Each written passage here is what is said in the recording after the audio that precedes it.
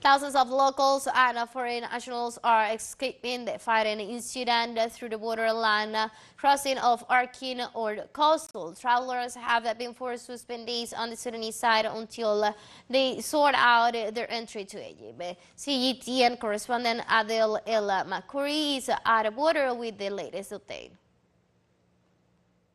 Through the breathtaking landscape of Lake Nasser, a ferry tears the water surface, carrying the hardships of dozens of people who have just escaped the fighting in Sudan.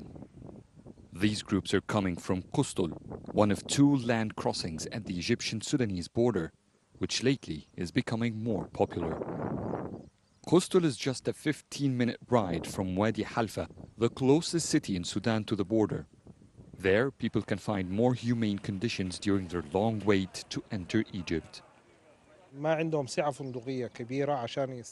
Because they don't have a huge hotel accommodation space, the citizens of Wadi Alpha invited evacuees to their homes. They opened schools and mosques for families to stay.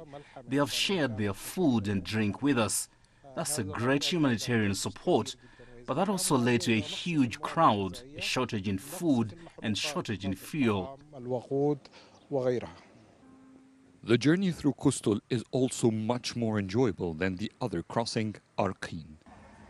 Instead of its lifeless, hot and dry desert landscape, the ride through Lake Nasser's breeze and natural scenery gives passengers a brief yet necessary break. They may have safely escaped the fighting, but what could happen next to Sudan haunts many of them.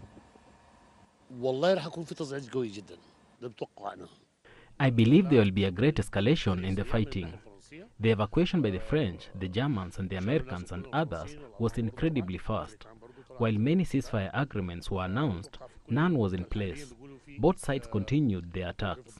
Putting all together, I think in the coming days we are going to see an unimaginable clash between them.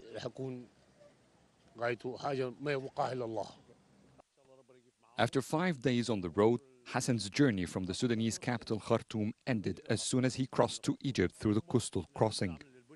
But he's still 1,138 kilometers away from his next stop, Egypt's capital, Cairo. From there, he flies 4,400 kilometers to Germany, his final destination in this painful journey.